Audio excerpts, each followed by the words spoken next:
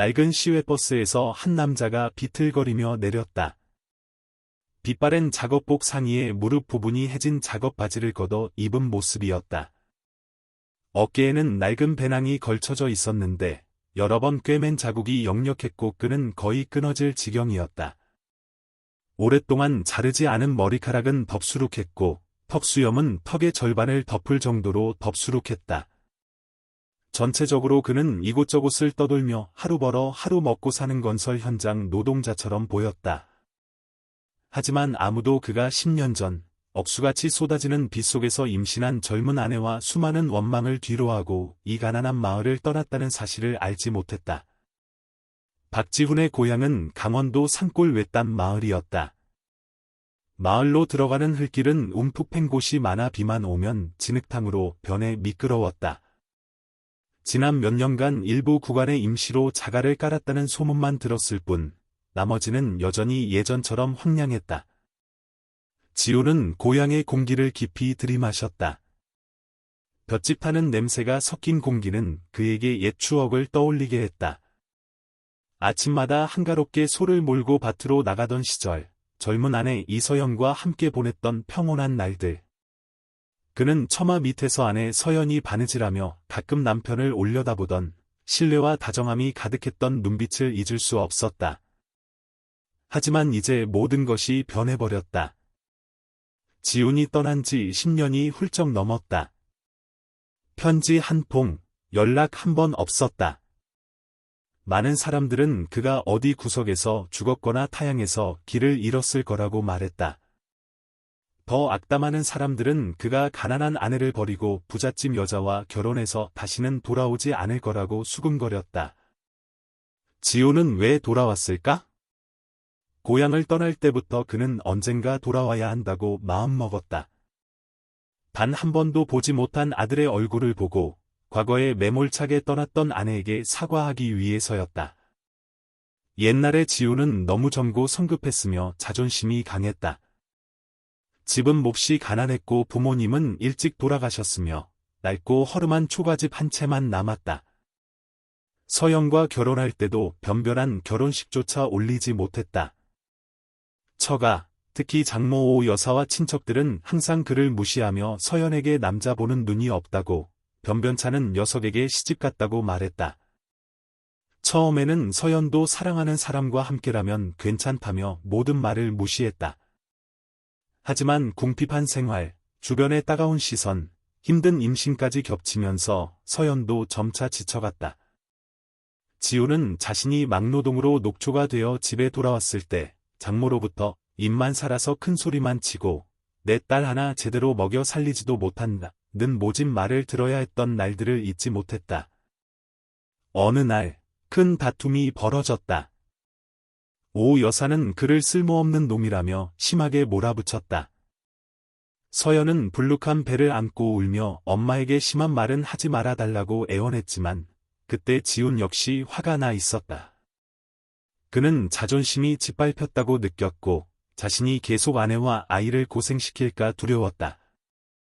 그래서 그는 빗속에서 가방 하나 들고 마을을 떠나기로 결심했다. 서연은 처마 밑에서 하염없이 울었지만 남편을 붙잡을 힘이 없었다. 잿빛 하늘은 마치 가난한 부부의 운명을 예고하는 듯했다.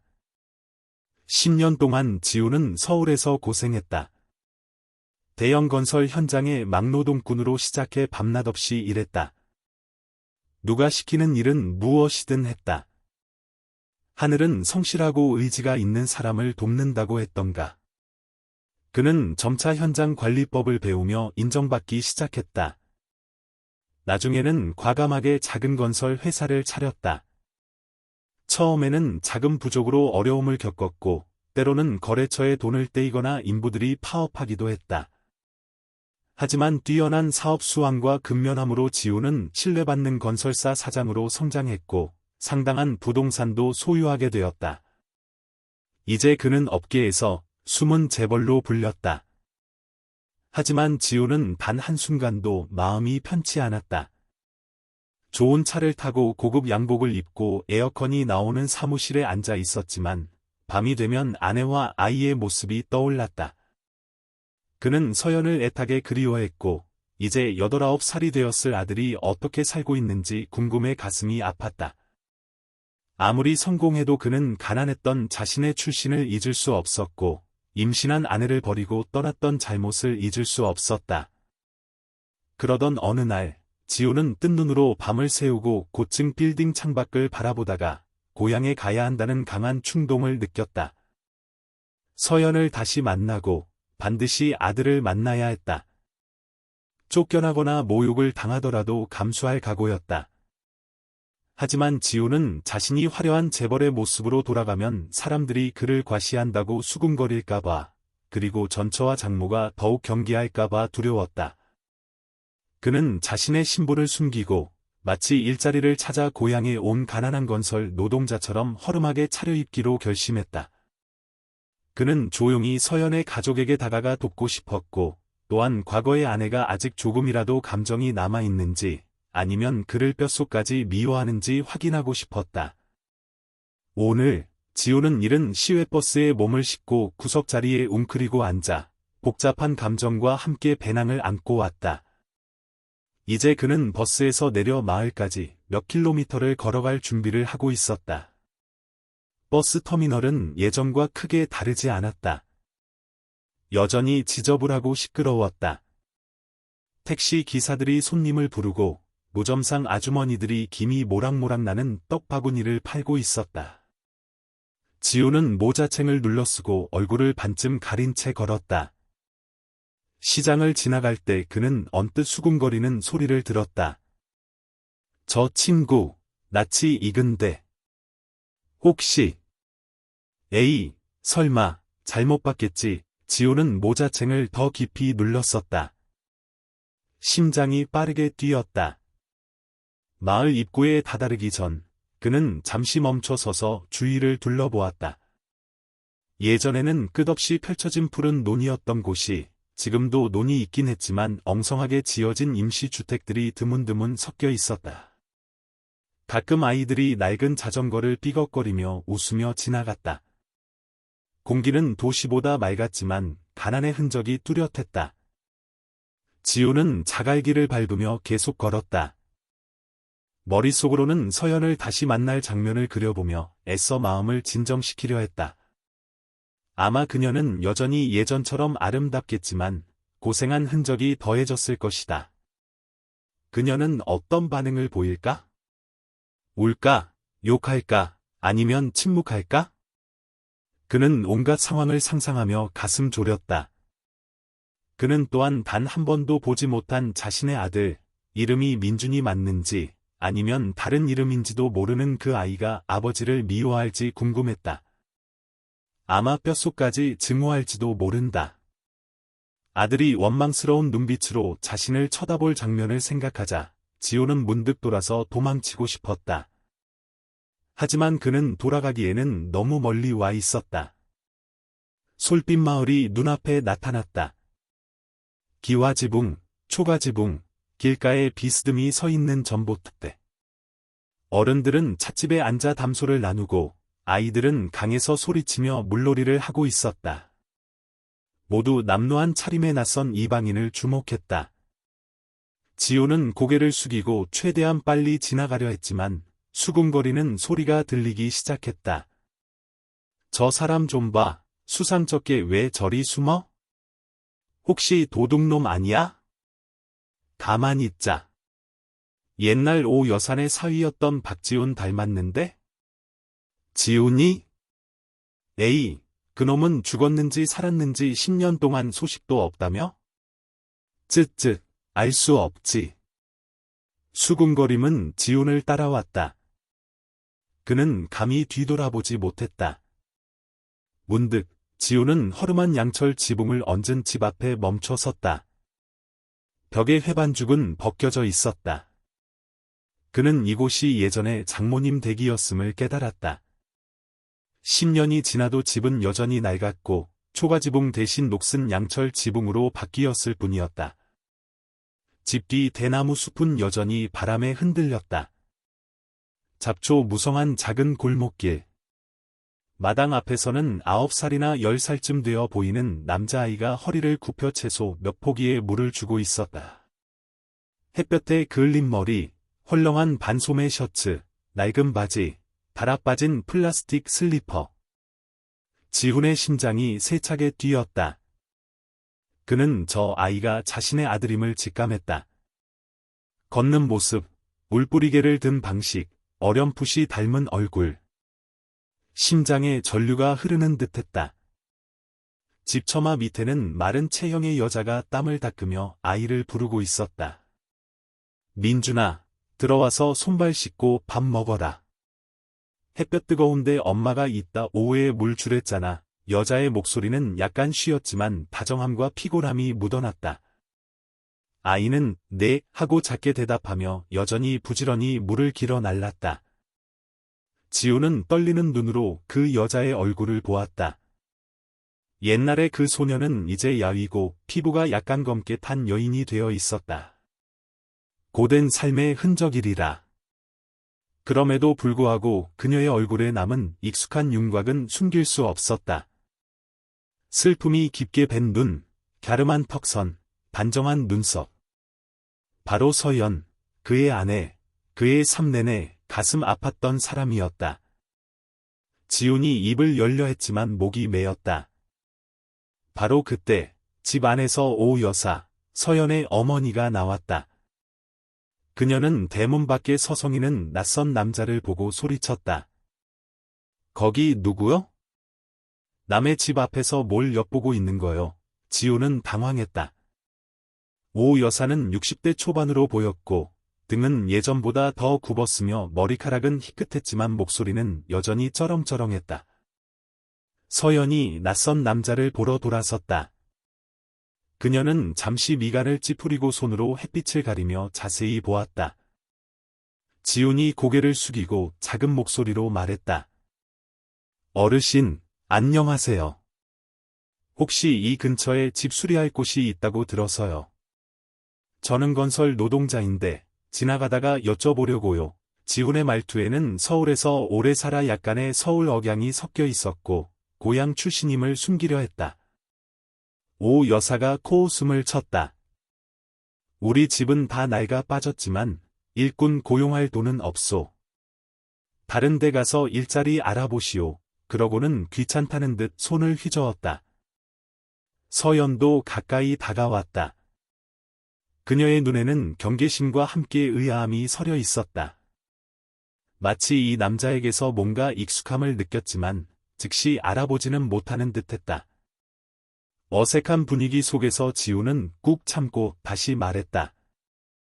저는 그냥 밥 한 끼 얻어먹고 지붕 생곳이라도 땜질해 드릴 수 있을까요? 돈도 없고 잠잘 곳도 없어서요. 오 여사는 그 말을 듣고 더욱 세게 손을 내저었다. 우리 집은 가난해서 밥 얻어먹으러 올 때가 아니요. 지붕 수리? 비가 더 새도 상관없어. 익숙해졌으니까 그렇게 말했지만 사실 그녀도 이 낡아빠진 양철 지붕을 수리할 돈이 없어 걱정하고 있었다. 장마철이 다가오고 있었고 태풍이라도 불면 온 집안이 물바다가 될 것이 뻔했다. 하지만 오 여사는 자존심이 강해서 누구에게 도움받는 모습을 보이기 싫었다. 옆에 서 있던 서연은 잠시 망설이다가 조용히 말했다.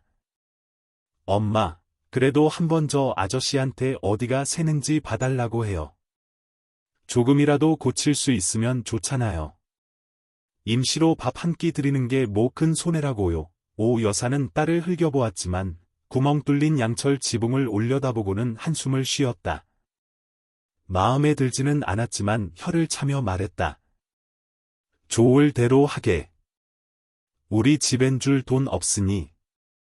밥은 그냥 나물 반찬뿐인데 괜찮으면 있든지. 지훈이 공손하게 대답했다. 네, 감사합니다.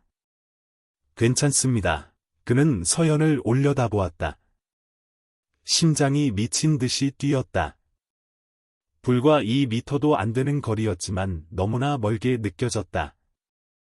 전처의 얼굴은 초췌했지만 눈빛에는 여전히 약간의 온화함이 남아 있었다. 그녀는 조용히 고개를 끄덕이고는 뜨거운 햇볕을 피해 마당에 있던 아들 민준을 데리고 집으로 들어갔다. 민준은 낯선 남자를 힐끗 쳐다보았지만 호기심에도 불구하고 아무 말도 묻지 않았다. 지호는 서둘러 소매를 걷어붙이고 지붕 위로 올라가 구멍난 곳들을 꼼꼼히 살폈다. 낡은 양철판은 여러 곳이 녹슬었고 못도 헐거워져 있었다. 그는 양철 몇 장을 교체하고 못을 다시 받고 방청 페인트를 칠하면 임시로는 괜찮을 거라고 생각했다. 그는 땀을 뻘뻘 흘리며 손상된 양철판을 먼저 떼어내기 시작했다. 집 안에서 오 여사가 중얼거렸다. 우리 모녀가 저 사람 덕 볼 일은 없을 거야.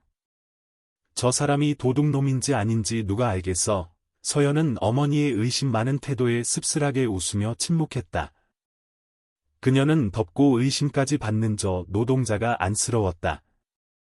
한편 그녀의 마음속에는 여전히 불편한 감정이 남아 있었다. 왜 저 남자의 모습과 목소리가 그녀와 아들을 버린 잔인한 남편 지훈을 자꾸 떠올리게 하는 걸까? 며칠 후 지훈은 오 여사네 집에 머물며 묵묵히 이것저것 일을 했다. 지붕 수리 외에도 금이 간 벽을 메우고 벗겨진 회반죽 부분을 칠했으며 심지어 서연을 도와 채소밭에 물을 주기도 했다. 식사는 소박했다. 때로는 데친 나물, 때로는 민물개 찌개와 두부. 그는 가족과 함께 밥을 먹으며 서연이 아들에게 반찬을 집어주는 모습을 볼 때마다 벅차오르는 감정을 애써 억눌렀다. 민주는 여전히 낯선 사람을 경계하며 말이 적었다. 가끔 아저씨는 왜 여기 있어요? 아저씨는 아내나 자식 없어요. 같은 순진한 질문을 던졌다. 지호는 아들을 꼭 껴안고 아빠가 여기 있다. 아들아, 라고 외치고 싶었지만 참아야 했다. 그는 그저 멋쩍게 웃으며 대답했다. 아저씨는 멀리서 왔어. 아직 결혼 못했고. 그냥 누가 시키는 일 하면서 돌아다녀. 민주는 그 말을 듣고 고개를 저었다. 아저씨, 우리 엄마처럼 불쌍하네요. 지호는 어떻게 대답해야 할지 몰라 슬픈 미소를 지을 뿐이었다. 밤마다 지호는 부엌 구석에 해진 돗자리 위에서 잠을 잤다. 닭 우는 소리, 개 짖는 소리, 모기 소리를 들으며 그는 편안한 잠자리를 요구할 엄두를 내지 못했다. 신분이 드러날까 두려웠고 또한 아내와 아들이 겪었을 궁핍함을 직접 경험하고 싶었기 때문이다. 잠결에 깨어나면 그는 문틈으로 보이는 서연의 그림자를 훔쳐보았다.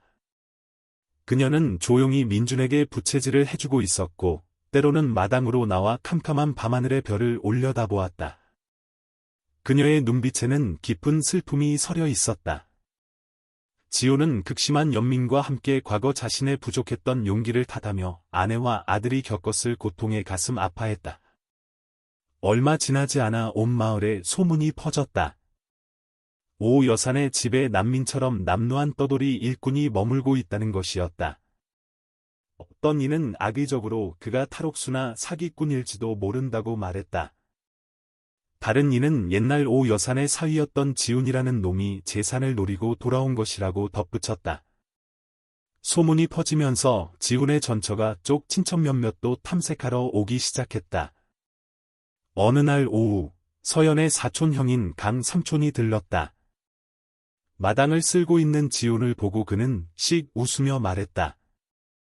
이봐, 젊은이. 혹시 이름이 박지훈 아니요? 지훈은 깜짝 놀랐지만 태연한 척했다. 아닙니다. 저는 김민수라고 합니다. 건설 노동자입니다. 강 삼촌이 비웃으며 큰 소리로 말했다. 속일 생각 마라. 내 걸음걸이, 목소리 다 알아봤다. 내가 죽었다 살아나도 나는 못 잊어. 너는 10년 전에 아내 버리고 도망간 박지훈 맞지? 그의 목소리가 마당 전체에 울려 퍼지자 집안에 있던 오 여사와 서연이 급히 뛰쳐나왔다. 민준도 어리둥절하며 문틈으로 고개를 내밀었다. 지훈은 꼼짝 않고 서 있었다.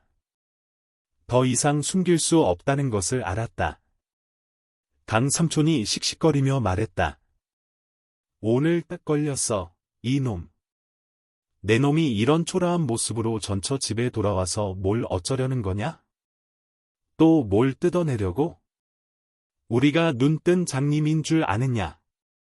서연은 예상치 못한 상황에 망연자실했다. 그녀는 가슴을 부여잡고 빠르게 뛰는 심장을 진정시키려 했다. 오 여사는 충격에 빠졌다. 뭐라고? 얘가 지훈이라고. 자세히 보니 그녀의 얼굴이 하얗게 질렸다. 과거의 기억들이 밀려왔다. 옛날에 가난했던 사위. 얼굴이 비슷했다. 단지 더 늙고 먼지에 뒤덮였을 뿐 분노가 치밀어 올랐다. 그녀가 소리쳤다. 맞아, 내 놈이구나. 감히 무슨 낯짝으로 돌아왔느냐. 오 여사는 예전부터 지훈을 쓸모없는 놈으로 여겼고 이제 10년 동안 딸을 버린 죄까지 더해졌다. 공기가 무겁게 가라앉았다. 서연은 손이 떨리는 것을 느꼈다. 지훈을 끌어안고 싶기도 하고 뺨을 때리고 싶기도 했다. 10년 동안 홀로 겪었던 모든 억울함과 치욕이 한꺼번에 밀려왔다. 지훈은 모자를 벗고 고개를 숙였다. 죄송합니다, 장모님. 미안해요, 서연씨. 저는 단지 두 사람이 어떻게 살고 있는지 보고 싶어서, 잘못을 빌고 싶어서 돌아왔습니다. 강 삼촌이 말을 끊었다. 잘못을 빌어? 내 놈이 뭘로 빌 건데? 여전히 거짓골이면서. 어디서 실업자 돼서 빌붙으러 온 거 아니냐? 아니면 아들놈 뺏으러 온 거냐? 그의 목소리는 날카롭고 악의에 가득 차 있었다. 민준이 그 말을 듣고 엄마의 옷소매를 잡아당겼다. 엄마! 이 아저씨가 제 아빠예요. 엄마, 순진한 질문에 모두 할 말을 잃었다. 서연은 가슴 아파하며 아들을 품에 안고 아무 말도 하지 못했다. 오 여사가 날카롭게 말했다. 아빠는 무슨? 이 사람은 내 엄마랑 너를 버리고 도망간 사람이야. 알겠니? 민주는 눈물이 그렁그렁한 눈으로 앞에 선 남자를 올려다보다가 와락 울음을 터뜨리며 집 안으로 뛰어 들어갔다. 서연은 너무 당황해서 계단에 주저앉아 눈물을 흘렸다.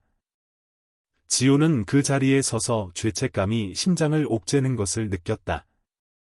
그는 서연에게 간절한 눈빛을 보냈다.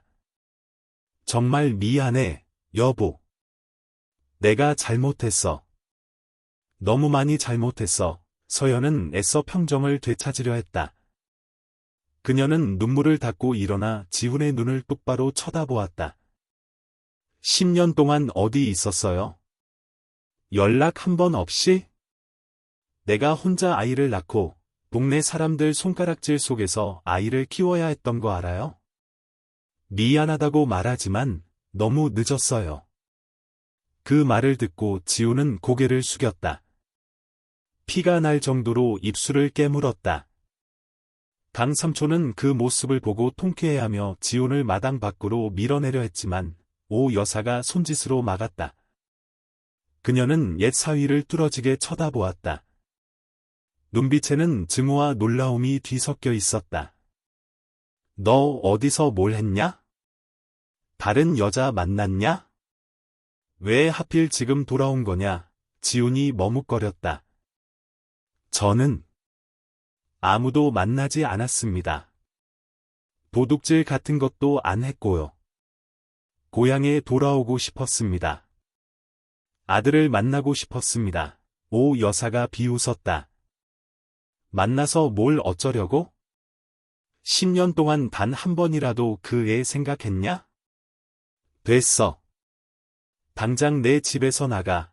한마디 한마디가 칼처럼 날아와 꽂혔다. 서연은 입을 막고 흐느낌을 참았고 민주는 문 뒤에 숨어 떨며 눈물을 흘렸다.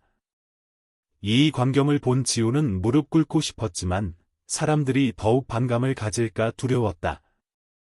그는 그저 작은 목소리로 말했다. 장모님과 서연 씨가 원하지 않으시면 제가 여기 있지 않겠습니다. 떠나겠습니다. 하지만 하룻밤만이라도 부엌에서 자게 해주십시오. 내일 아침 일찍 떠나겠습니다. 단지 아들을 잠시만 보고 싶습니다. 아이를 보고 싶습니다. 오 여사는 당장 쫓아내려 했지만 강 삼촌이 그녀의 귀에 속삭였다. 일단 재우고 내일 쫓아내도 되잖소. 한밤중에 쫓아내다 소란이라도 피우면 온 동네 망신이오. 오 여사는 혀를 차며 지훈에게 격렬의 눈빛을 던졌다. 좋다. 하지만 거실에는 얼씬도 마라. 어디든 상관없으니 서연이랑 민준이 근처에는 오지 마라. 그날 밤 지훈은 부엌 구석에서 몸을 웅크리고 누워 눈물로 베개를 적셨다. 안방에서 서연의 흐느낌 소리가 희미하게 들려왔다. 그녀 역시 잠 못 이루고 있을 터였다. 그는 미움받을 것을 예상했지만 이렇게까지 고통스러울 줄은 몰랐다. 그의 마음속에는 과거의 장면들이 떠올랐다. 소박했던 결혼식 날, 신부 서연이 꽃돗자리 옆에 앉아 떨리는 손으로 그의 손을 잡았던 모습. 오 여사는 팔짱을 끼고 경멸하는 표정으로 앉아 있었다. 그리고 부부가 함께 밭일을 나갔다가 주인에게 품삯을 떼이고 쌀 몇 줌으로 연명했던 날들. 비 내리는 밤, 서연이 아무리 가난해도 당신 곁을 떠나지 않겠다고 속삭였던 말들. 하지만 결국 그가 그녀를 떠났다. 여기까지 생각하자 지훈은 눈물을 주체할 수 없었다. 깊은 후회가 온몸을 잠식했다. 이른 아침, 지훈은 조용히 짐을 챙겨 떠나려 했지만 민준의 방 쪽을 바라보았다. 문은 여전히 닫혀 있었다. 그는 망설였다. 이렇게 떠날 수는 없었다. 아이에게 아무 말도 하지 않고. 지훈은 용기를 내어 방문을 두드렸다. 서연이 문을 열고 잠시 놀란 표정을 지었다. 무슨 일이에요? 안에서는 민준이 책가방을 정리하고 있었다. 지훈은 애써 목소리를 낮추었다.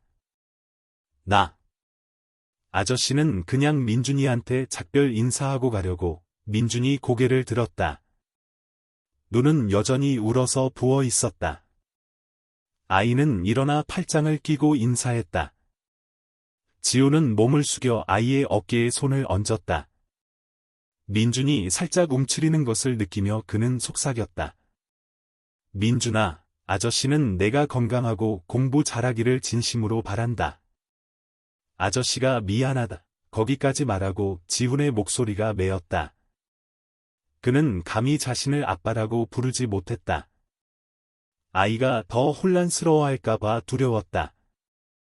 옆에 서 있던 서연은 가슴이 미어졌지만 아무 말도 하지 못했다. 민준이 입술을 깨물고 고개를 저었다. 아저씨, 우리 엄마한테 미안하다고 하세요. 엄마가 너무 슬퍼해요. 저는 엄마 우는 거 싫어요. 아이의 단 한마디가 지훈의 가슴을 칼로 찌르는 듯했다. 그는 고통스러운 표정으로 서연을 바라보았다. 미안해, 여보. 당장 용서해달라고 바라지 않아. 내가 원하지 않으면 여기 있지 않을게. 언젠가 내가 나에게 기회를 줄 마음이 생기면 나는 언제든 돌아와서 보상할 준비가 되어 있어. 그는 여전히. 서연은 살짝 미간을 찌푸렸다. 가세요. 당신이 나를 버린 순간부터 나는 혼자서 아이를 키우며 살아왔어요. 누구 도움 없이도 계속 그렇게 살 수 있어요. 지훈은 고개를 끄덕이고 한숨을 내쉬었다. 배낭을 메고 문 밖으로 나섰다. 이때가 되어서야 그는 가족 관계를 회복하는 것이 결코 간단하지 않다는 것을 깨달았다. 지훈의 발걸음은 마을 끝 강가의 오래된 느티나무 아래로 향했다. 그는 근처 어디에 임시로 머물 곳을 찾아 멀리서나마 서연과 민준을 지켜보는 것이 낫겠다고 생각했다. 완전히 떠나기에는 마음이 너무 아팠다. 그가 망설이고 있을 때 오토바이 한 대가 다가와 그의 바로 앞에 멈춰 섰다. 운전자는 50대 정도로 보이는 땅딸막하고 통통한 남자였는데 능글맞게 웃으며 말했다. 어이, 지훈이 맞지? 나 기억 안 나나? 나 유씨 아저씨야. 내 옛날 이웃. 내가 마을에 돌아왔다는 소식 듣고 한참 찾았네. 어디 가는 길인가? 지우는 당황했다. 이렇게 빨리 알아볼 줄은 몰랐다. 유씨 아저씨가 씩 웃었다. 우리 집에 가서 물이라도 한잔하고 가게. 내 밭 근처에 원두막 하나 있는데 거기서 임시로 지내도 돼. 숙박비는 안 받아. 나도 며칠 봐줄 사람이 필요했거든. 지우는 망설였지만 길에서 노숙하는 것보다는 밭 근처 원두막이 낫겠다고 생각하고 고개를 끄덕였다. 유씨 아저씨의 원두막은 마을 가장자리 넓은 풀밭 옆에 있었다. 사실 작은 초가집이었고 옆에는 과일나무 몇 그루가 심어진 작은 밭이 있었다. 지우는 그곳에 임시로 머물기 시작했다. 낮에는 가끔 마을을 돌며 건설 일꾼이 필요한 사람을 찾아 일을 했다. 어떤 사람들은 경계했지만 많은 사람들은 그가 서연의 전 남편이라는 것을 알아보고는 반신반의하면서도 가난한 처지를 딱하게 여겼다. 몇 가지 잡일 덕분에 그는 겨우 식비를 벌었지만 사실 그는 돈이 부족하지 않았다.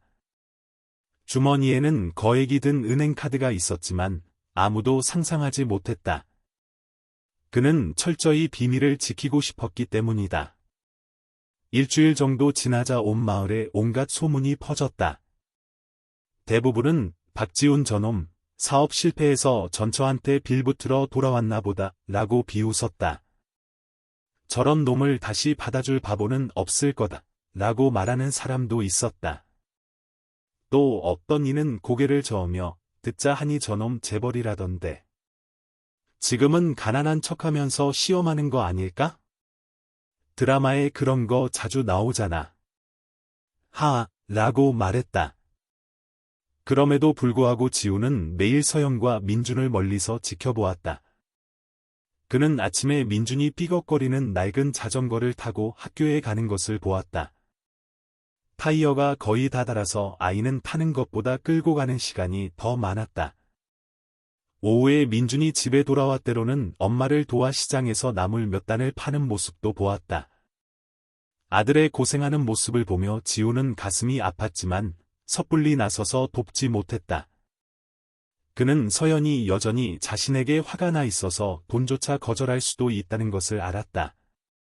어느 날, 불볕더위가 쏟아지던 날, 지훈이 유씨 아저씨네 처마를 수리하고 있을 때 민준이 자전거를 타고 황급히 지나가는 것을 보았다. 손에는 전단지 같은 것을 들고 있었다. 지훈은 무슨 일이 생겼음을 직감하고 낮은 목소리로 불렀다. 민준아. 잠깐만. 민준이 자전거를 멈췄다. 땀을 뻘뻘 흘리며 다급한 목소리로 말했다. 아저씨, 혹시 피 기증해 주실 분 아세요? 엄마가 보건소에 응급으로 실려 가셨는데 피가 급하게 필요하대요. 엄마가 길에서 사고 나셨어요. 피를 많이 흘리셨대요. 그 말을 듣자마자 지훈의 심장이 멎는 듯했다. 들고 있던 망치를 떨어뜨렸다. 그는 유씨 아저씨의 오토바이를 잡아타고 민준에게 뒤에 타라고 한 뒤 보건소로 미친 듯이 달렸다. 길을 가는 동안 지훈의 마음은 불타는 듯했다. 서연이가 사고를 당하다니. 세상에 왜 이렇게 불행한 일만 생기는 걸까? 제발 그녀가 무사하기를. 민준은 그의 등에 꼭 매달려 눈물을 흘렸다. 아마 아이는 지금 이 순간 자신이 아버지일지도 모른다고 의심하는 이 건설 노동자 외에는 의지할 사람이 없었을 것이다. 보건소에 도착하자 의사는 상황이 꽤 심각하며 O형 혈액이 급히 필요하지만 보건소에는 부족하다고 말했다. 지우는 즉시 혈액을 기증할 준비가 되어 있다고 말했다. 그는 자신의 건강 상태가 좋다는 사실이나 혈연 관계를 의사에게 밝히지 않았다. 단지 혈액형 검사 결과 일치하여 바로 헌혈했다. 민주는 밖에서 안절부절 못하며 울고 싶어 했다. 오 여사나 강 삼촌 등 친척들은 아직 아무도 오지 않았다. 지훈이 민준을 보며 낮은 목소리로 말했다. 걱정 마라.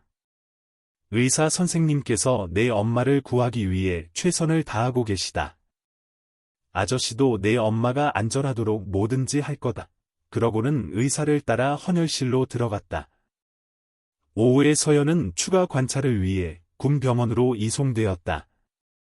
오 여사가 막 도착해서 팔에 붕대를 감고 주사바늘 자국이 있는 지훈을 보고는 깜짝 놀랐다. 사정을 듣고 나서야 지훈이 딸을 구하기 위해 상당량의 혈액을 기증했다는 것을 알게 되었다.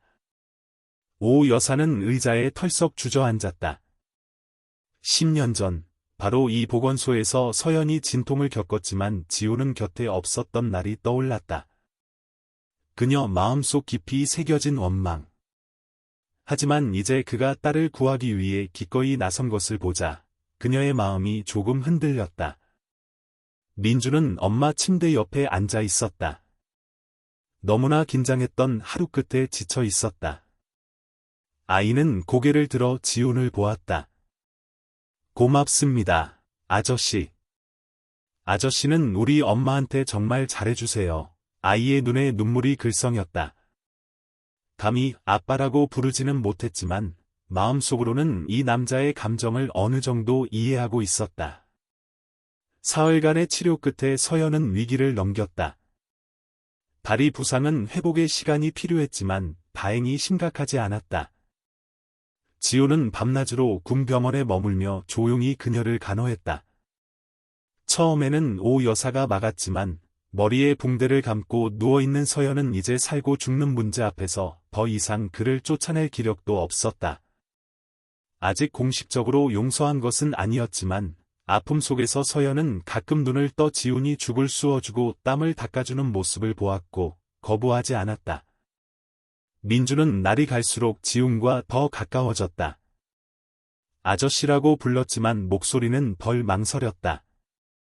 오 여사는 여러 번 지훈이 뜬 눈으로 밤새 딸을 간호하는 모습을 지켜보며 마음속으로 갈등했다.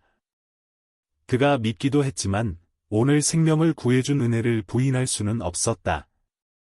서연이 퇴원하는 날, 지훈은 몰래 병원비를 지불했다. 적지 않은 금액이었지만 그에게는 아무것도 아니었다. 하지만 퇴원 수속을 밟을 때 간호사가 말했다. 이미 다 납부되었습니다. 어제 박지훈이라는 분이 환자 남편이라고 하시면서 병원 기금 계좌로 이체하셨어요. 그 말을 듣고 오 여사가 깜짝 놀라 지훈을 보았다. 너 어디서 돈이 나서? 지훈이 머뭇거렸다. 제가 예전에 건설 현장에서 일하면서 조금 모아둔 게 있습니다. 지금은 서연 씨 치료비로 쓰고 싶습니다. 부디 노여워하지 마십시오. 오 여사는 멍하니 서 있었다. 그녀가 항상 가난뱅이라고 무시했던 옛 사위가 갑자기 수천만 원의 병원비를 지불하다니. 휠체어에 앉아있던 서연 역시 놀라서 그를 쳐다보았다. 머릿속에는 온갖 질문이 쏟아졌다. 그는 10년 동안 뭘 했을까? 정말 돈이 있는 걸까? 아니면 누구에게 빌린 걸까? 그녀는 아무 말도 하지 않고 지훈이 휠체어를 밀어주는 대로 문 밖으로 나섰다. 민주는 습관처럼 아저씨 옷자락을 잡고 졸졸 따라갔다. 집에 돌아오자 오 여사는 선언했다. 임시로 박지훈은 서연이 간호하는 동안 여기 머물러도 좋다. 걔는 지금 약하고 걷기도 힘든데 내가 서류 때문에 읍내 나가면 집에 혼자 두기 무섭다. 하지만 미리 말해두는데 임시로만 머무는 거다. 재결합이니 뭐니 그런 생각은 꿈도 꾸지 마라. 지훈은 고개를 끄덕였다. 아내와 아들 곁에 있을 기회가 생긴 것만으로도 약간의 기쁨을 느꼈다. 이 기간 동안 그는 서연을 정성껏 돌보았다. 죽을 끓여주고 다리를 마사지해주고 바람을 쐬러 마당으로 부축해 주었다. 서연은 여전히 화가 나 있었지만 가까이서 지내는 동안 마음이 누그러지기 시작했다. 많은 밤을 잠 못 이루며 옛날 일을 생각했다. 그는 임신했을 때 자신을 버리고 떠났지만 결국 그에게도 말 못할 사정이 있었던 걸까? 게다가 그가 무슨 일이든 능숙하고 재치 있게 처리하는 모습은 옛날에 어수룩했던 청년과는 달랐다. 가끔 그가 아들과 다정하고 인내심 있게 이야기하는 모습을 보며 그녀는 불쑥 물었다. 서울에서는 어떻게 살았어요? 지호는 그저 애매하게 대답했다. 건설 일 했어요. 어려움도 많았지만 잘 지냈어요. 당신과 아들 생각은 한 번도 잊은 적 없어요. 서연은 그 말을 듣고 가슴이 아팠고 눈시울이 붉어졌지만 애써 참았다. 그녀는 아직 그를 완전히 믿을 준비가 되지 않았다. 모든 것에는 시간이 필요했다. 어느 날 오후, 지호는 민준에게 자전거 타는 법을 가르쳐주러 골목으로 나갔다. 아이가 자전거가 낡아서 타기 불안하다고 불평했기 때문이다. 두 사람이 집에 돌아왔을 때 마당에는 이미 서연의 친척 몇몇이 모여 있었다. 강 삼촌도 있었고 다른 아주머니도 있었다. 지훈을 보자마자 그들이 수군거리기 시작했다. 아주머니가 서연의 어깨를 툭 치며 큰 소리로 말했다. 듣자 하니 저놈이 내 병원비도 내주고 여기서 간호도 한다며? 어디서 돈이 났대? 조심해라. 또 돈 뜯어내려는 수작일지도 몰라. 서연이 고개를 저었다. 그런 거 아니에요. 아직 잘 모르겠지만 그 사람이 저를 도와주고 있는 건 사실이에요. 저한테 피도 수혈해줬고요. 강 삼촌이 비웃었다. 혹시 마약 밀매하다 도망친 놈 아니야? 더러운 돈 뭉치 가지고 와서. 아무튼 우리 집안은 저런 아내 버린 놈은 믿지 마라. 내가 저놈이랑 다시 합치고 싶으면 마음대로 해. 하지만 집안 망신은 생각해야지. 이 사람 저 사람 제멋대로 말하며 아무도 해명할 틈을 주지 않았다. 지우는 그저 말없이 듣고만 있었다. 민주는 두려움에 아저씨 손을 꼭 잡았다. 다툼이 벌어지려 할 때 오 여사가 돌아와 친척들을 모두 쫓아내겠다고 위협하자 겨우 흩어졌다. 오 여사도 지쳐서 지훈에게 콧방귀만 뀌고 부엌으로 들어가 버렸다. 서연이 휠체어를 밀고 마당 구석으로 나와 지훈에게 조용히 말했다. 미안해요. 그 사람들은 예전부터 당신을 싫어했어요. 당신이 배신자라고 생각해서요. 제가 잘 이야기해 볼게요. 마음에 담아두지 마세요. 지훈은 한숨을 쉬었다. 가슴이 아팠다. 그는 자신이 과거에 잘못했다는 것을 알았고 이제 미움받는 것을 감수해야 했다. 그는 누구도 탓하지 않았다. 단지 당신과 아들이 점차 나를 용서해 주기를 바랄 뿐이야. 서연은 고개를 숙였다.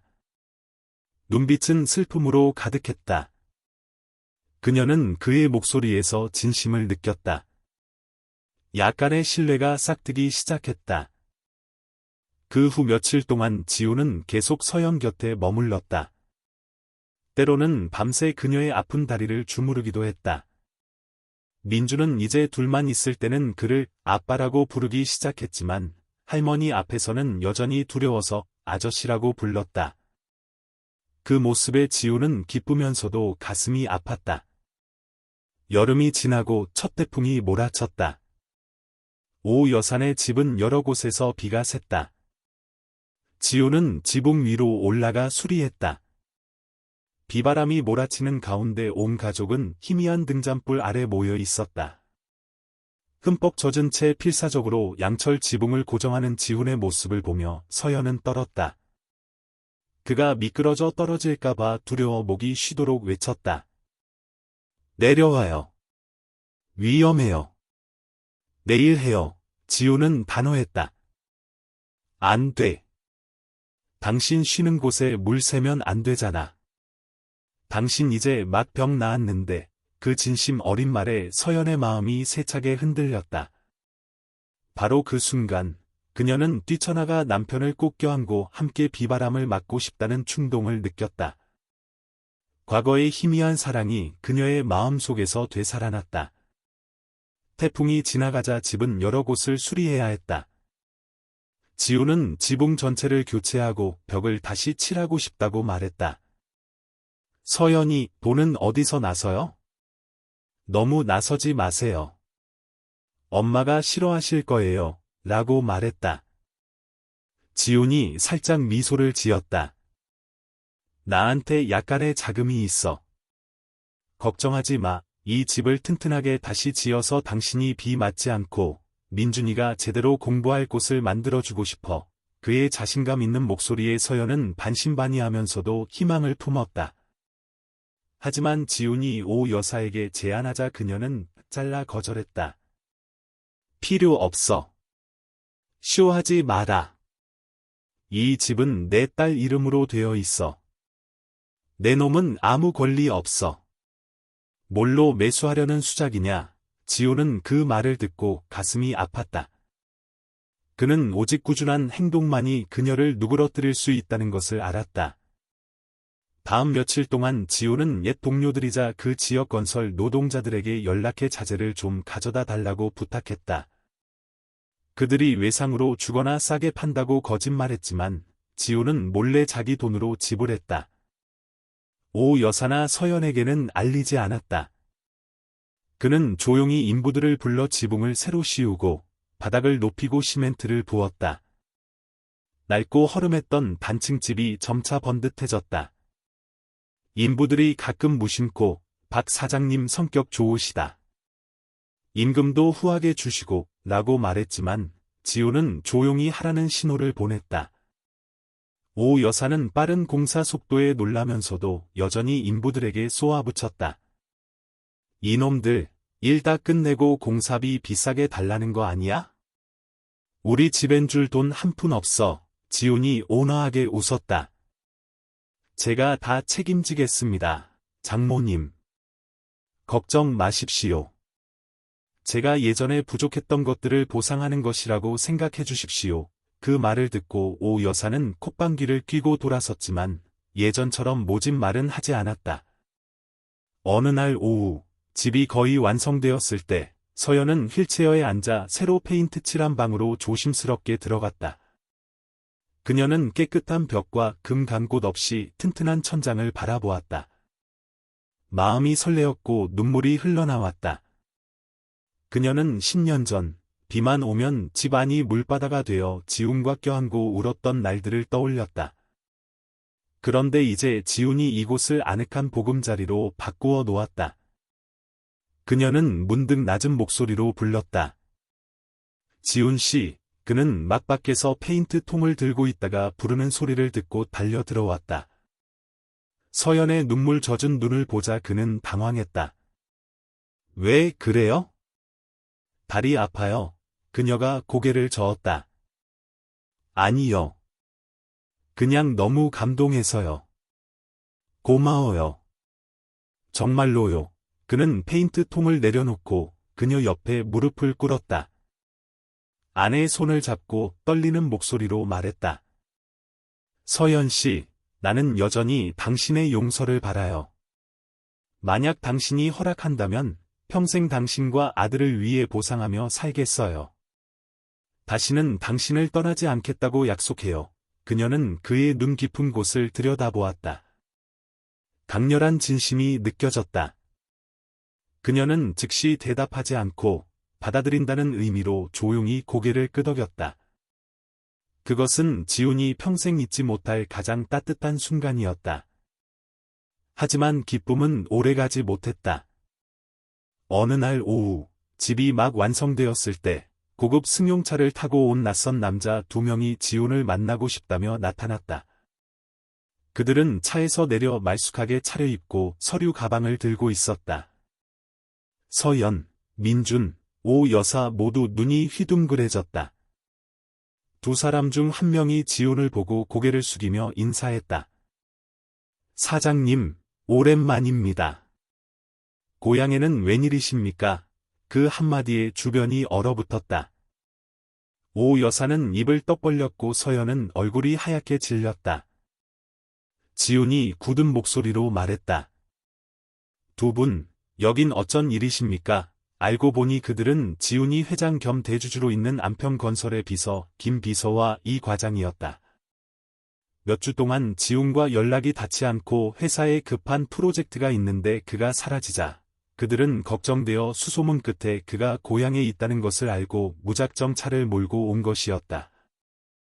오 여사가 더듬거리며 물었다. 사장님? 지훈이가.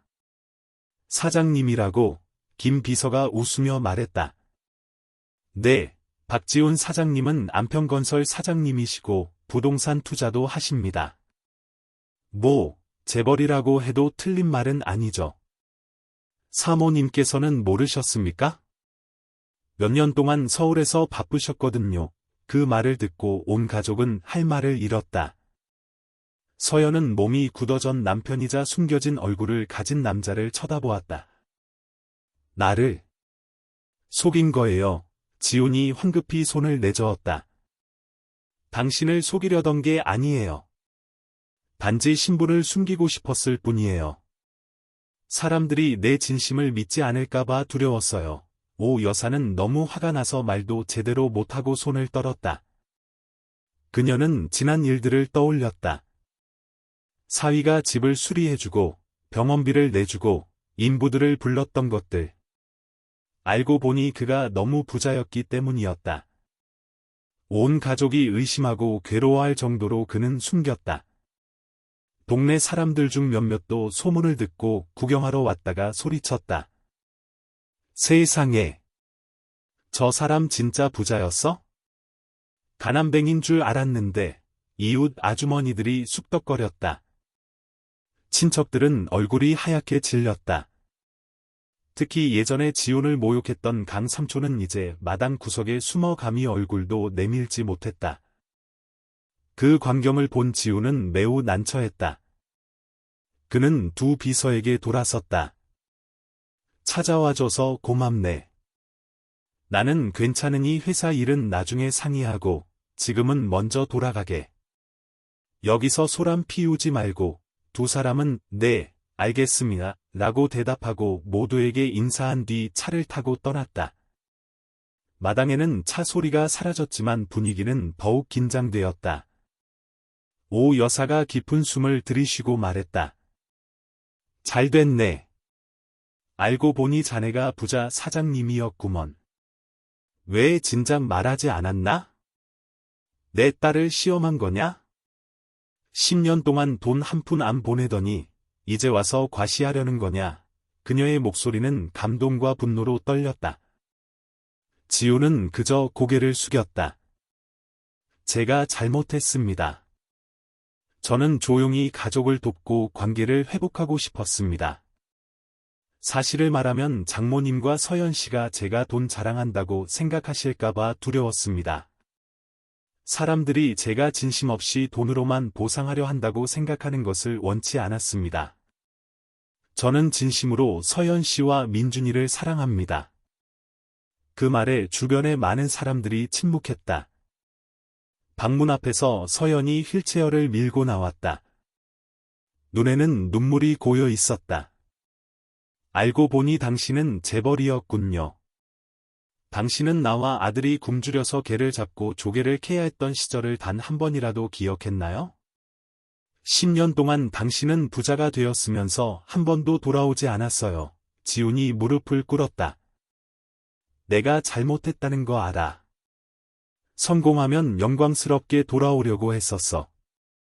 하지만 그러고 나니 부끄러웠어. 내가 믿지 않을까봐, 수군거릴까봐 두려웠어. 그래서 가난한 척하는 연극을 꾸몄던 거야. 제발 용서해줘. 서연은 무릎 꿇은 남자를 내려다보았다. 그녀는 망연자실했다. 그를 용서하기 시작했지만 그가 모든 것을 숨겼던 방식이 그녀에게 다시 한번 상처를 주었다. 그녀는 소리내어 울음을 터뜨렸다. 한참 흐느낀 후 서연은 조용히 휠체어를 돌려 집으로 들어가 문을 닫았다. 오 여사는 이웃들을 돌려보내고 자신도 안으로 들어갔다. 마당에는 지훈만 홀로 남았다. 민주는 창문 뒤에 숨어 혼란스러운 표정을 짓고 있었다. 밤이 되자 지훈은 서연의 방 문을 두드렸지만 저 좀 내버려 두세요. 나가세요. 라는 대답만 돌아왔다. 오 여사 역시 그를 쳐다보지도 않고 고개를 저으며 한숨만 쉬었다. 그날 밤 지우는 툇마루 구석에 앉아 뒤척였다. 아마 자신이 잘못 계산했을 것이다. 처음부터 솔직했어야 했다. 이틀 후, 서연은 갑자기 상처를 다시 검사하러 서울에 가고 싶다고 말했다. 그녀는 민준에게 할머니랑 집에 있어. 엄마 병원 갔다가 올게, 라고 말했다. 민준은 불안해하며 엄마, 나도 같이 가면 안 돼요, 라고 물었다. 서연이 고개를 저었다. 안 돼, 엄마는 조용히 있고 싶어. 착하게 있어, 알았지? 며칠 있다가 엄마 올게. 그날 지우는 밖에 있다가 소식을 듣고 급히 달려 들어왔다. 내가 데려다 줄게. 내 차 있잖아. 길도 편하게 갈 수 있고. 서연이 거절했다. 괜찮아요. 저 혼자 갈 수 있어요. 그녀는 지인에게 연락해 차를 빌려 터미널로 떠났고 지우는 그저 바라볼 수밖에 없었다. 오 여사 역시 딸이 혼자 생각할 시간이 필요하다는 것을 이해했기에 혼자 보내주었다. 서연이 없는 집은 생기가 없는 듯했다. 민주는 온종일 슬퍼하며 구석에 틀어박혀 눈물을 글썽였다. 아빠, 엄마가 아빠한테 화난 거 맞죠? 지우는 애써 위로했다. 엄마는 시간이 필요할 뿐이야. 우리 같이 엄마 돌아오길 기다리자. 아빠가 엄마랑 너한테 더 좋은 집 만들어줄게. 아이가 울음을 터뜨렸다. 나는 큰 집 필요 없어요. 그냥 아빠랑 엄마랑 헤어지지 않으면 돼요. 지우는 아들을 안고 눈물을 흘렸다. 아빠가 약속할게. 다시는 너희를 떠나지 않을게. 다음 며칠 동안 지우는 서울로 서연을 찾아갈까 생각했지만 그녀를 더욱 불편하게 만들까 봐 꾹 참았다. 그는 조용히 집에 머물며 민준의 식사를 챙기고 건강이 약해져 기침을 자주 하는 오 여사를 돌보았다. 그는 장모님과 이야기를 나누며 마음을 열어달라고 부탁했다. 옛 사위가 매일 민준을 돌보고 자신의 약까지 챙겨주는 모습을 보면서 오 여사의 마음은 점차 누그러졌다. 그녀가 한숨을 쉬었다. 너랑 서연이 문제는 내가 많이 참견 안 하겠다. 다만 다시는 그 애 마음에 상처 주지 마라. 내가 이미 너무 많이 아프게 했어. 지훈이 고개를 숙였다. 알겠습니다. 제가 책임지겠습니다. 일주일이 넘게 지났지만 서연은 여전히 돌아오지 않았다. 어느 날 갑자기 오 여사의 휴대전화로 전화가 걸려왔다. 서연이 길에서 쓰러져 서울의 한 병원에 있다는 소식이었다. 지우는 즉시 민준과 함께 차를 타고 서울로 향했다. 마음은 불타는 듯했다. 알고 보니 그녀의 다리 상처가 완전히 아물지 않았고 수면 부족과 심리적 스트레스가 겹쳐 기력이 쇠했던 것이다. 지훈이 도착해서 아내의 손을 잡자 차가웠다. 그녀는 희미하게 그를 알아보고 힘겹게 웃었다. 아직 결정을 못 내렸어요. 지우는 안쓰러움과 함께 자신에 대한 분노를 느꼈다. 아무 생각하지 마. 당신이 건강해지기만 하면 돼. 얼마든지 기다릴게. 그러고는 분주하게 수속을 밟고 의사를 만났다. 이때 서연은 비로소 자신이 더 이상 갈등하거나 원망하거나 비난할 힘이 없다는 것을 깨달았다. 알고 보니 그가 부자든 가난하든 그는 여전히 진심으로 자신을 걱정해주고 있었다. 그리고 어떻게든 그가 민준의 아버지이자 자신이 한때 사랑했던 사람이라는 사실을 부인할 수 없었다. 서연은 며칠간 입원했고 지우는 모든 것을 완벽하게 챙겼다. 그녀가 퇴원하자 그는 두 모자를 서울 외곽의 사둔 집으로 초대했다. 여기는 조용하고 병원도 가까워요. 당신이 요양하기 좋을 거예요. 민준이도 더 좋은 학교에 다닐 수 있고요. 서연이 어색해하며 말했다. 당신에게 의지하고 싶지 않아요. 부담스러워요. 지훈이 다정하게 말했다. 의지한다고 생각하지 마요. 우리는 부부였잖아요. 내가 보상하고 싶어요. 민준이 애원했다. 엄마. 나 아빠랑 여기 있고 싶어요. 시골에서는 애들이 아빠 없다고 놀렸단 말이에요.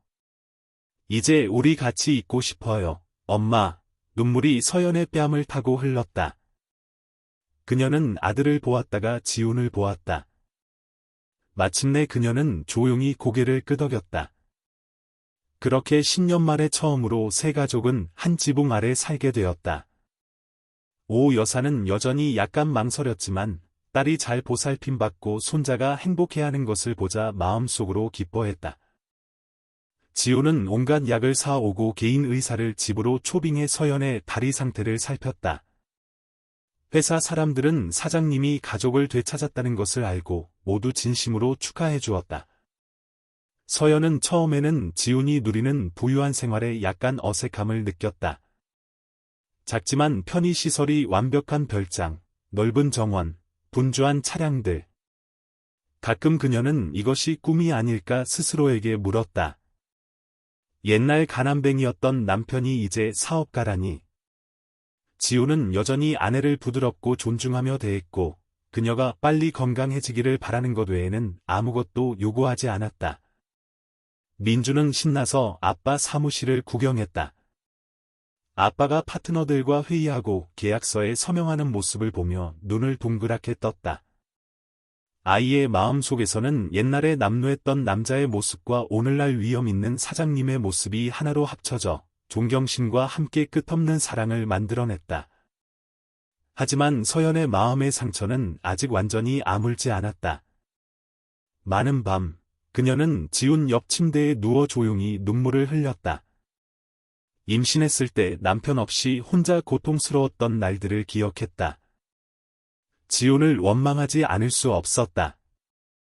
하지만 이제 그가 다정하게 보살펴주고 아들이 처음으로 부모님과 함께 있는 모습을 보자 더 이상 고집부릴 수 없다는 것을 알았다. 어느 날 밤, 그녀는 그의 손을 꼭 잡고 속삭였다.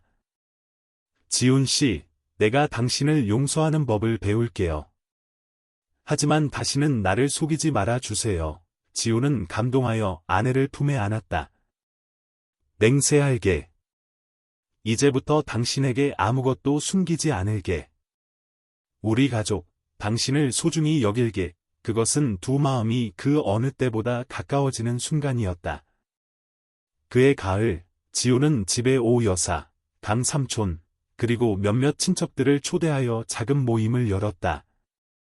그와 서연이 공식적으로 혼인 관계를 회복하고 함께 민준을 키우기로 했다는 것을 알리기 위해서였다.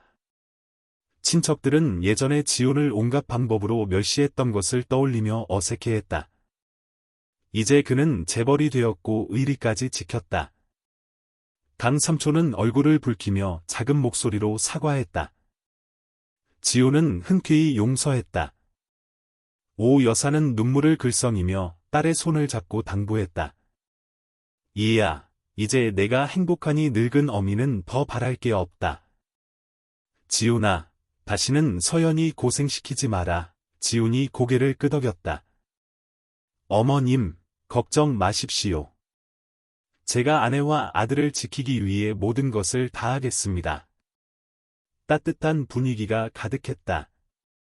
민주는 신나서 자기 방과 새 책상, 그리고 아빠가 생일 선물로 사준 새 자전거를 자랑했다. 친척들은 지훈의 집을 보며 어쩔 줄 몰라 했다. 모두 감탄했다. 정말 믿을 수 없어. 옛날 그 빼빼 마른 박지훈이 이렇게 부자가 되고 능력 있다니. 한 이웃 아주머니가 웃으며 말했다. 마을 길까지 닦아준다던데. 앞으로 우리 고향이 저 친구 덕분에 잘 살게 될 거야. 정말로 지훈은 고향의 주요 도로를 개선하는 데 투자하여 농산물 판매를 돕고 발전 기회를 열어주었다. 모두가 그를 존경했다. 잔치 중에 서연은 지훈 옆에 앉아 있었다. 손을 잡고 그녀의 눈빛은 그 어느 때보다 다정했다. 마치 결국 우리는 모든 우여곡절에도 불구하고 함께 있네요. 라고 속삭이는 듯했다. 지호는 모두 앞에서 아내의 이마에 가볍게 입을 맞추었고 모두 감탄했다. 오 여사는 감동하여 눈물을 흘렸다. 이런 날이 올 줄 알았더라면 10년 전에 너한테 그렇게 모질게 굴지 않았을 텐데, 지훈이 대답했다. 어머님, 그렇게 말씀 마십시오. 지난 일은 잊고, 이제부터 우리 가족이 정말 화목하기만을 바랍니다. 그날 밤, 잔치가 끝나고 모두 돌아간 후, 지훈은 서연, 민준과 함께 마당에 앉아 달을 바라보았다. 가을바람은 쌀쌀했지만 그들의 마음은 따뜻했다. 민준이 아빠 목을 껴안고 제잘거렸다. 아빠. 우리 이렇게 영원히 함께 있었으면 좋겠어요. 아무도 떠나지 말고요. 지훈은 아들을 꼭 껴안고 부드럽게 말했다. 그럼, 아들아. 아빠랑 엄마는 다시는 헤어지지 않을 거야. 가족은 영원한 거야. 서연은 남편 어깨에 머리를 기댔다. 눈물이 흘렀지만 행복의 눈물이었다. 그녀는 지훈의 팔을 감싸 안고 조용히 속삭였다. 돌아와 줘서 고마워요. 이제 나는 우리가 서로 사랑하기만 한다면 행복은 다시 시작될 수 있다고 믿어요. 지훈은 아내의 손을 꼭 잡고 목이 메어 아무 말도 하지 못했다. 온갖 풍파, 오해, 원망은 이제 사라지고 소중한 가족에만 남았다. 결국 모든 것을 되돌아보며 모두 한 가지를 깨달았다. 돈은 수단일 뿐, 모든 잘못에 대한 해결책은 아니라는 것. 핵심은 여전히 진실한 감정, 너그러움, 그리고 관계를 회복하려는 결단력이라는 것. 지훈은 자신이 한때 버렸던 집으로 돌아가는 길을 찾아 아내와 자식에 대한 사랑이 겉모습의 화려함보다 더 신성하다는 것을 알게 되었다. 그리고 서연 역시 원망을 내려놓고 다시 한번 자신의 마음에 귀 기울이는 법을 배웠다. 그들은 오랜 대가를 치른 후 마침내 행복하게 재회했다. 지훈과 서연의 이야기는 마을 사람들과 도시 사람들 모두에게 깊은 감동을 주었다. 많은 사람들이 교훈을 얻었다. 누군가가 가난의 밑바닥에 있을 때 섣불리 판단하지 말라는 것. 언젠가 그들이 인생을 바꿀 수도 있지만 진정한 인간관계만이 오래 지속된다는 것. 친척들 역시 질투와 시기심이 양심을 가리지 않도록 해야 한다는 것을 깨달았다.